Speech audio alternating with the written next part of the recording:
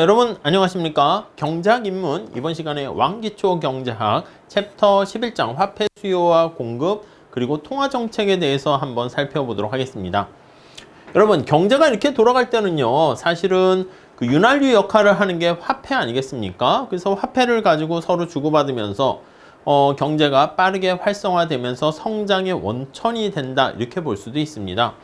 만약에 화폐가 없다라고 하면은 우리가 이제 사람들이 직접 물물 교환을 해야 되는데 제가 머리를 자르고 싶어요. 그러면 이발소 하시는 분 중에서 미용하시는 분들 중에서 제 강의를 듣고 싶은 사람을 찾아야 돼. 그래서 제가 경제학 강의를 해주면서 대신 머리를 자르고 이럴 수 있는데 찾기가 어렵겠죠. 그렇기 때문에 화폐라는 게 윤활유 역할을 해가지고요. 내가 만약에 경제학 강의를 해서 화폐로 돈을 받아? 그럼 이 화폐를 가지고 그렇지 미용실을 가가지고 머리를 자르고 돈을 주면 되잖아. 그러면 이 경제학 강의와 미용실 미용하는 머리 자르는 거와 쉽게 교환이 가능하게 됩니다. 그래서 화폐는 도대체 어떤 기능을 하는가 그걸 살펴볼 때 여기 나와 있는 거래적 동기라는 게 우선 제일 중요합니다. 그래서 거래적 동기와 더불어서 그리고 내가 가치를 저장하는 수단을 가지고 있습니다. 아니 내가 원화나 달러, 지폐나 동전 가지고 내가 소득을 벌게 되면 그 화폐로 받았어. 그걸 딱 키핑해서 나중에 필요할 때 쓸 수가 있잖아. 근데 만약에 화폐가 없었을 때는요. 옛날에 약간 화폐를 대용하는 여러 가지 수단도 있었거든요. 뭐 토끼라든가 사과라든가 이런 것들도 있을 수 있겠지. 물론 이제 조개 껍데기나 금, 은 이런 거지만 근데 그런 경우는 가치 저장 수단으로 사용하기 힘들어요. 왜요? 토끼가 내가 일을 했더니 토끼 5마리로 받았어. 토끼가 돌아가시면 어떻게 됩니까? 내가 번 화폐 대용으로 받은 토끼를 받은 그 가치가 없어지게 될 거야. 사과를 받았어. 사과가 썩었어. 그러면 다 가치가 날아가는 거 아니겠습니까? 그래서 화폐가 가치 저장 수단도 가지고 있게 됩니다. 또 기준 역할도 합니다. 이제 교환을 할 때 화폐가 회계적 기준 역할 해가지고요. 토끼 1마리랑 사과 2개가 교환된다. 그러면 이렇게 해야 되는데 그럼 바나나가 있으면 다 교환 비율을 다 정리해야 되는데 너무 어려워. 중간에 화폐라는 게 있게 되면은 사과를 살 때 500원을 준다. 그러면 사과 2개는 1000원의 가치고 토끼는 1마리 사는데 1000원이다. 그러면 토끼는 사과의 2배 가치다. 이렇게 교환을 할 때 어떤 기준이 될 수가 있습니다. 자, 화폐를 공급하고 수요하는 이 수요 공급의 원리가 그대로 여기서도 적용이 됩니다. 그래서 먼저 화폐 공급 어떻게 이루어지는가 그걸 살펴보고 화폐 수요라는 게 화폐를 왜 보유하려고 하는가 그 동기를 우리가 살펴보고요. 이 화폐 통화량을 늘렸다 줄였다 해가지고 경제를 활성화시키기도 하고 경제를 조이기도 하는데 엑셀과 브레이크 역할을 하게 되는데 그게 바로 통화정책이다 라고 생각을 하시면 되겠습니다. Monetary Policy라고 보시면 돼요. 자, 화폐에 대한 개념을 정의 내려야 되는데 이게 딱 떨어지게 개념 정의 내리기가 힘들어요. 그래서 우리는 어떻게 화폐에 대해서 화폐란 무엇이냐 라고 하면은 비트코인도 화폐냐 뭐 이런 식으로 물어봤을 때 아니 이거 화폐에 속하는 거야? 그럼 화폐란 뭐야? 이렇게 얘기해야 되는데 경제학에서는요 개념을 정의하기 힘들기 때문에 화폐는 어떤 기능이 있습니까? 이렇게 얘기를 하고요. 이러한 기능을 가지고 있는 것들은 다 화폐다 이렇게 얘기할 겁니다. 앞서 말씀드린 것처럼 교환의 매개 수단을 하게 됩니다. 이게 가장 기본적인 본원적 기능이라 하고요. 회계 단위라든가 장래에 내가 돈을 이만큼 외상으로 물건을 받아왔어. 그럼 내가 얼마나 갚아야 될 것인가를 화폐로 우리가 돈을 빌리거나 할 때 이렇게 표준으로 삼을 수 있고요. 그리고 가치 저장 수단도 있다. 이렇게 말씀드렸죠. 자, 대한민국 경제에서 화폐가 얼마나 지금 풀려 있는가 그거를 한번 살펴본다 라고 하면요. 이게 어떻게 보면 경제 규모가 커질수록 돈도 많아야지 우리가 서로 돈이 윤활유 역할을 하는 거잖아. 내가 사과를 사면 대신 돈을 줘야 되고 근데 돈이 없어. 구하기가 힘들면 경제가 잘 돌아가지 않겠죠. 기름칠이 잘 안 되면 기계가 잘 돌아가지 않는 거랑 비슷합니다. 그래서 정부 입장에선, 특히 중앙은행 입장에서는 시중에 화폐가 얼마나 공급되어 있는가, 그거를 정확하게 좀 측정을 하려고 합니다. 그래서 통화량이라고 합니다. 통화량이 얼마나 지금 현재 우리나라에 지금 풀려 있는가, 그거를 측정하려고 하고요. 그 측정 지표가 협의의 통화 M1, M2, 뭐 광의의 통화 유동성 이렇게 나눠지는데, 시험을 우리가 보는 준비할 때는요, 가장 협의 좁은 의미의 통화를 우리가 화폐라고 보시면 되겠습니다. 자, 여기서 화폐 가장 중요한 기능이 교환의 매개수단 아니겠습니까? 그래서 이 기능을 기본적으로 담당하는 게 바로 M1, 협의의 통화다, 이렇게 보시면 되겠고요. 주로 이제 지불수단으로서의 기능을 강조하는 게 현금, 예금. 현금은 캐시, 내가 지금 화폐로 보유하고 있는 거고요. 예금은 은행에 잠깐 넣어두는 거야. 데파짓 해가지고, 내가 특히 여기서 말하는 것은 요구불 예금입니다. 내가 은행에 예금을 해놓은 다음에 필요할 때 돈을 뺐을 수가 있게 되잖아. 언제든지. 그거는 사실 내 주머니에 있는 게 아니라, 야, 네가 좀 맡아줘, 이렇게 얘기를 하는 것이죠.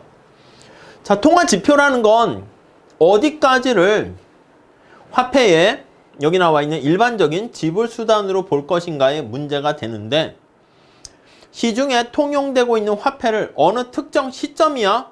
그래서 이것도 절량이라는 말을 씁니다. 그래서 일정 시점, 스톡이라고 하죠. 일정 시점에서 돈이 얼마나 풀려 있는가, 총액을 나타낸다라고 보시면 되겠고요. 협의의 통화서부터 광의의 통화, 금융기관 유동성, 이렇게 다양한 측정 지표로 사용합니다. 협의의 통화가 M1으로 가장 범위가 좁고요.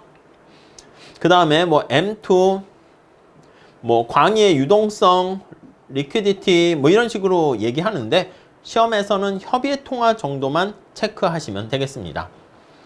자, 화폐 수요와 공급에 대해서 볼 건데, 화폐 수요라는 것은요, 사람들이 왜 화폐를 보유하는가, 그걸 얘기합니다. 이 기본적으로 화폐는요, 앞에서 얘기했던 것처럼 거래를 매끄럽게 하는 겁니다.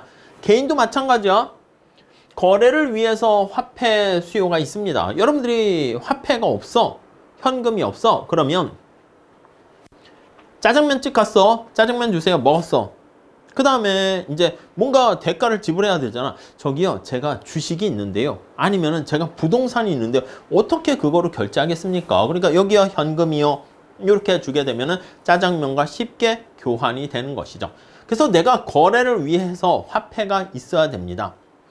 근데 이 거래적 동기 화폐 수요는요, 어떤 사람이 거래를 위해서 주머니에 돈을 많이 보유하는가라고 하면은요, 여기 나와 있는 것처럼 소득의 증가 함수다, 이렇게 얘기합니다. 소득이 많아질수록 화폐를 많이 보유한다, 이렇게 보시면 되겠죠.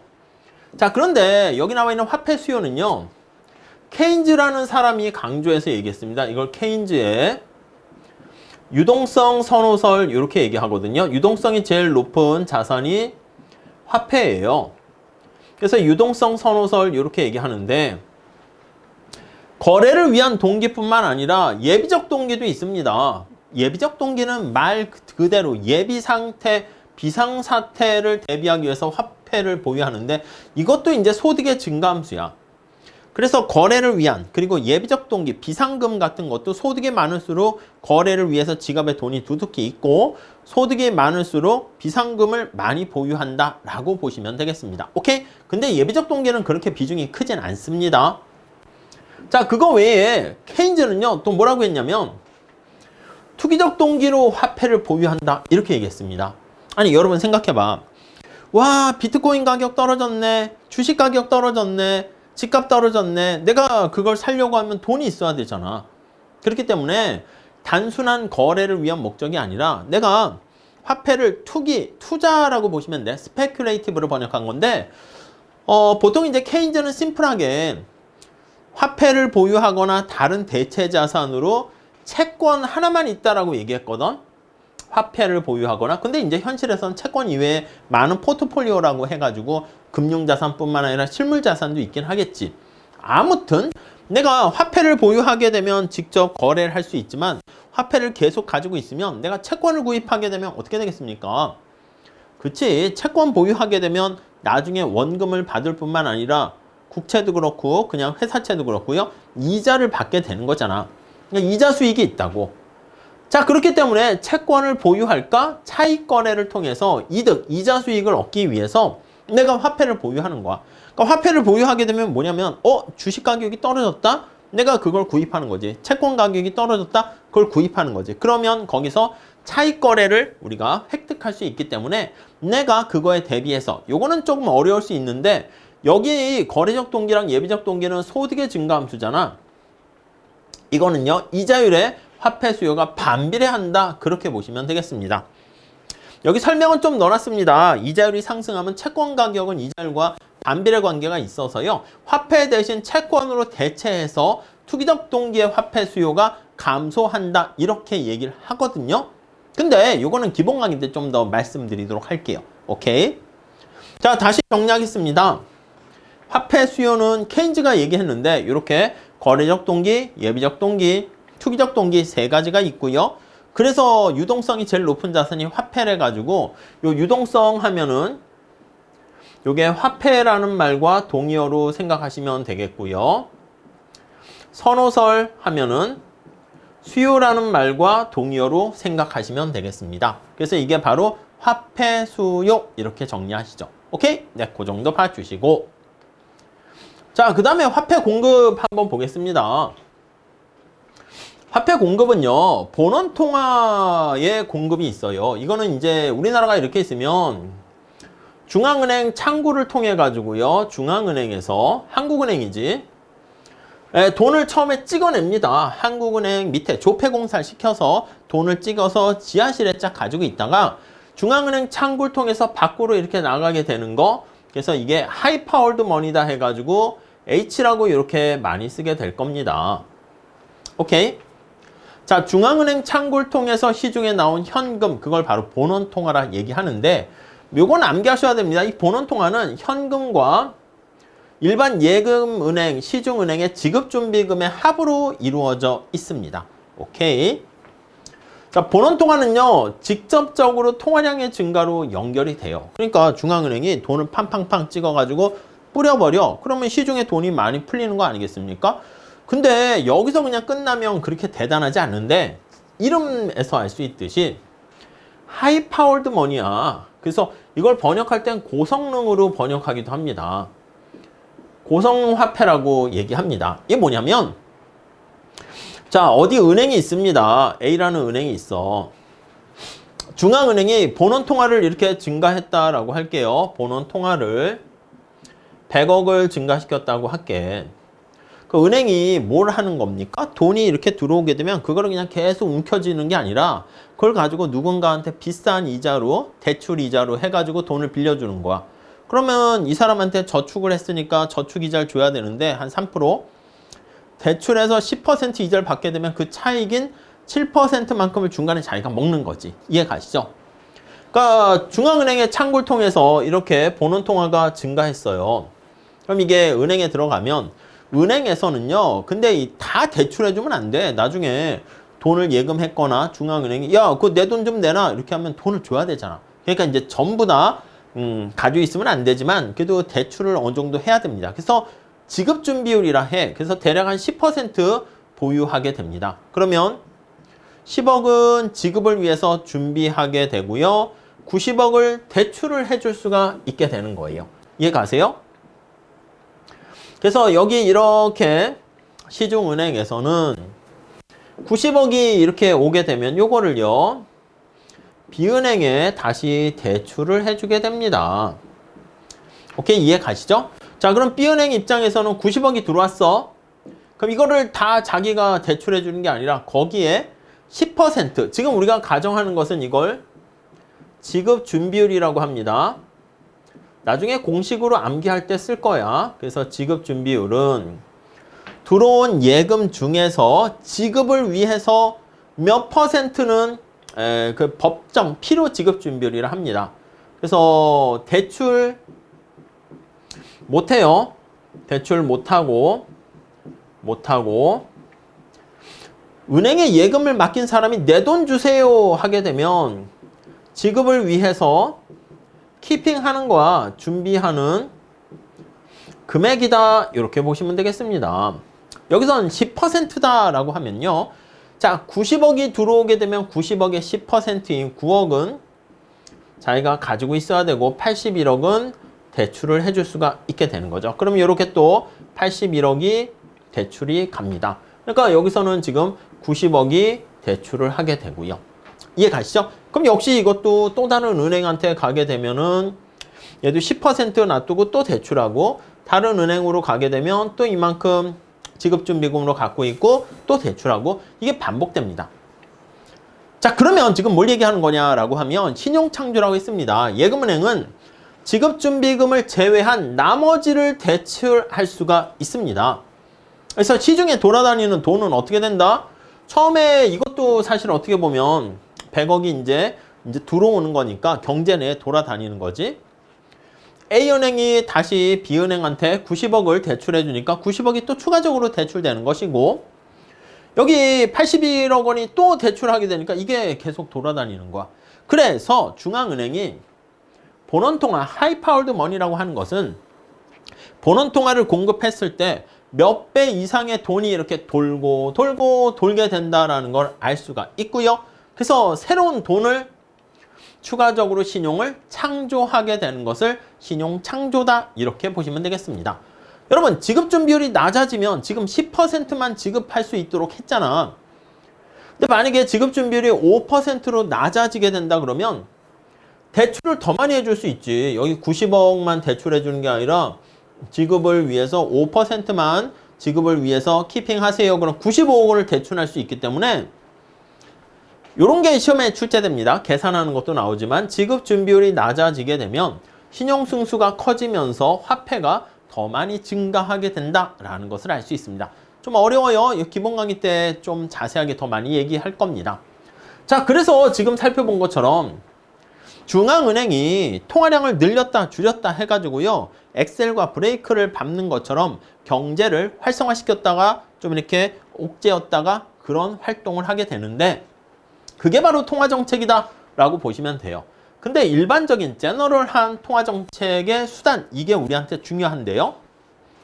첫 번째는요. 앞서 살펴본 것처럼 지급준비율 필요 이렇게 나와 있습니다. 이거 법정과 같은 말이야. 법으로 반드시 지켜야 돼. 법정 지급준비율 지준율 이렇게 표현을 할게요. 법정 지급 준비율은 은행의 공신력을 위해서 예금액의 일정액을 준비금으로 반드시 보유해야 되는 겁니다. 그러니까 법정 지급 준비율이 앞에서 본 것처럼 10%에서 5%로 낮아지게 되면 은행 입장에선 더 많은 돈을 대출을 할 수가 있게 되고요. 그러면 새로운 돈이 팡팡팡 하고 터지게 되겠죠. 그게 통화량이 증가한다라는 것을 알 수가 있습니다. 오케이. 그 다음에 재할인율이 있습니다. 재할인율은 뭐냐면 은행의 은행 역할을 하는 게 바로 중앙은행입니다. 그러면 여러분 생각해봐. 우리은행, 신한은행이 만약에 신한은행이 아이고 야 우리 돈이 필요한데 어떡하지? 그 옆에 국민은행이나 우리은행에 가서 돈을 빌리면 약간 좀 창피하잖아. 그러니까 은행의 은행 역할을 하는 게 바로 중앙은행이야. 한국은행이죠. 여러분 한국은행 통장은 어떻게 하나씩 갖고 있습니까? 아니죠. 한국은행은요 우리를 상대하지 않습니다. 여러분과 저 개인을 상대로 하지 않고요. 은행의 은행 역할, 정부의 은행 역할 이런 걸 합니다. 그래서 중앙은행한테 일반 은행이 돈 좀 빌려줘 하는데 그때 적용되는 이자율, 할인율을 재할인율 이렇게 합니다. 그때 이자 금액이 싸게 되면 일반 은행들이 한국은행에서 돈을 많이 빌리겠죠. 근데 우리은행이 한국은행에 가서 돈 좀 빌려주세요 했는데 이자 금리가 되게 비싸. 그럼 우리 개인하고 마찬가지로 돈을 빌리는데 부담이 되잖아. 그렇게 되면 어떻게 되겠습니까? 돈을 조금만 빌리겠지. 자, 정리를 다시 하면 시험 문제 풀 때는 간단합니다. 지급준비율이 낮아지면 통화량이 증가. 재할인율도 낮아지면 중앙은행한테 일반 은행이 돈을 빌릴 때 갚아야 되는 이자 부담이 작아지게 되니까 더 많은 대출을 하게 됩니다. 그래서 통화량이 증가하게 됩니다. 이 두 가지 똑같습니다. 지급준비율 인하, 재할인율 인하 이렇게 됐을 때 통화량이 증가한다는 거 알 수가 있고요. 그 다음에 여기 보시면 국공채 매입과 매각 이렇게 있습니다. 여러분 중앙은행이 국공채는요 공개시장이라 합니다. 오픈마켓이라고 해요. 그러니까 이거는 이제 채권을 사고 파는 시장이라고 보시면 되겠습니다. 내가 중앙은행이야. 여기에 경제가 이렇게 있습니다. 그래서 통화량을 증가시키려면 야 너희들 갖고 있는 본드 있잖아. 국채 산 거 그거 내놔. 대신 돈 줄게. 그 돈이 증가하게 되는 것이고 다시 볼까요? 우리나라가 이렇게 있어요. 중앙은행이 이렇게 있습니다.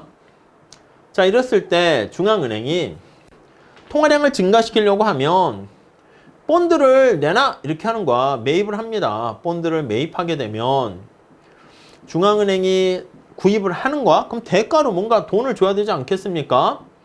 그럼 화폐 공급이 증가하게 됩니다. 이해하시겠죠? 자, 그래서 국공채를 매입하게 되면 그 대가로 통화량 공급을 하기 때문에 통화량은 증가한다. 자, 그래서 시험 문제에서는 언제 통화량이 증가하겠습니까? 라고 하면 지급준비율, 재할인율이 인하되었을 때 그리고 국공채를 매입했을 때 통화량이 증가한다. 이렇게 정리를 하시면 되겠습니다. 오케이? 이해 가시겠습니까? 자, 그리고 이제 통화정책의 전달 경로와 정책 효과 이렇게 나와 있는데 여러분 통화량을 조정해서요 궁극적으로 대한민국 경제를 살기 좋게 만드는 게 중앙은행의 최종 목적, 정부의 최종 목적이라 볼 수 있지 않겠습니까? 근데 이 최종 목적이 여기 있어. 여러분들의 궁극적인 목적은 행복을 추구하는 거야. 행복으로 가는 길이 여러 가지가 있겠지만 내가 안정적인 직장을 확보해야 된다. 뭐 공무원이 된다거나 자격증을 획득한다거나 뭔가 그러면 안정적인 직장을 획득할 수 있겠죠. 그럼 중간에 내가 잘하고 있는가 하는 게 이게 중간 목표다. 이렇게 보시면 되겠습니다. 이해 가시죠? 중간에 어떤 경유지라고 보시면 돼요. 이게 나의 최종 목표라고 보시면 되겠고요. 자, 그래서 우리가 이 중간 목표, 우리가 원하는 시험에 경제학 시험을 잘 보기 위해서 그렇지 뭐 짱박사 강의를 듣는 거지. 이해 가시겠습니까? 예, 이렇게 하면 잘 가고 있군. 그래서 시험에 합격했어. 잘하고 있군. 이게 행복으로 가는 지름길이 되는 겁니다. 그래서 저 최종 목표가 너무 멀리 떨어져 있기 때문에 우리는 중간 목표를 찾아가지고요. 중간 목표를 관리합니다. 보통 중앙은행은 예로부터 통화량이 얼마나 많이 풀렸는가, 이자율이 어떻게 되는가 이걸 중간 목표로 적용해서 사용을 하는데 최근에는 통화량을 직접 통제하는 게 만만치 않습니다. 통화량에 나중에 보겠지만 내생성도 있고요. 통화와 비슷한, 화폐와 비슷한 여러 가지 새로운 뭐 통화들이 막 비트코인뿐만 아니라 뭐 등등 이런 거의 비슷한 준화폐가 등장하기 때문에 최근에는 이자율을 중간 목표로 많이 사용하고 있는 추세가 되겠습니다.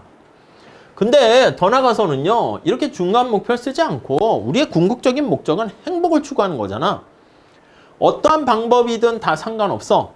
그래서 우리의 궁극적인 목적은, 그러니까 중앙은행의 궁극적인 목적은 물가를 안정시키는 게 중앙은행의 목표야. 한국은행 홈페이지 가보시면 제일 처음에 나와 있는 게 물가를 안정시키는 게 한국은행의 제1의 어떤 목표다 이렇게 나와 있습니다. 그래서 물가 안정으로 귀결을 시켜가지고 통화정책의 불확실성을 제거해서 무조건 물가는 잡겠다 이렇게 하는 거죠.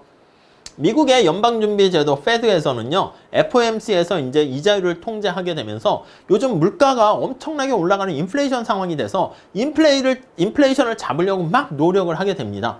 그래서 이제 그 기준을 찾는, 물가를 안정화시키는 기준을 찾을 때 뭐 많은 변화가 있습니다. 근데 주로 이제 소비자 물가 상승률을 대략 한 2% 정도로 결정을 합니다. 경제 규모가 언제나 커지기 때문에 물가 상승률은 이렇게 빵 퍼센트가 되는 게 바람직한 건 아니고 완만하게 조금씩 올라가는 게 바람직한데 주로 한 2% 정도를 목표로 한다. 이렇게 얘기합니다. 오케이? 자, 그래서 우리가 이번 시간에는요, 화폐, 돈이란 무엇인가? 화폐의 기능 살펴봤고 주로 이제 교환의 매개수단뿐만 아니라 투기적 동기 화폐 수요도 있다 그랬고요. 중앙은행에서요, 돈을 풀어, 이렇게 돈을 풀어서 공급을 하게 되면 이게 시중에 돌아다니면서 윤활유 역할을 하게 되는데 언제 통화량이 증가하는가? 그게 일반적인 통화정책 해가지고 세 가지 정도 봤죠. 국공채를 매입하거나 아니면 지급준비율과 재할인율을 인하하게 되면 통화량이 증가하는 거 살펴봤고요. 화폐를 왜 보유하는가 뿐만 아니라 돈이 너무 많이 풀려도 바람직하지 않기 때문에 우리가 궁극적으로 인플레이션을 잡으려고 하는 거, 인플레이션 타겟팅이라 하고요. 예전에는 중간 목표로 통화량과 이자율을 사용하기도 했다. 지금은 또 이자율을 이제 그 물가를 잡기 위한 하나의 수단으로, 정책 수단, 운용 수단으로 사용한다. 그렇게 보시면 되겠습니다. 어렵지 않습니다. 이렇게 잘 정리하시게 되면은 화폐 금융론 파트는 이렇게 쉽게 마무리할 수 있을 것 같습니다. 다음 시간에 또 같이 공부하도록 할게요. 감사합니다.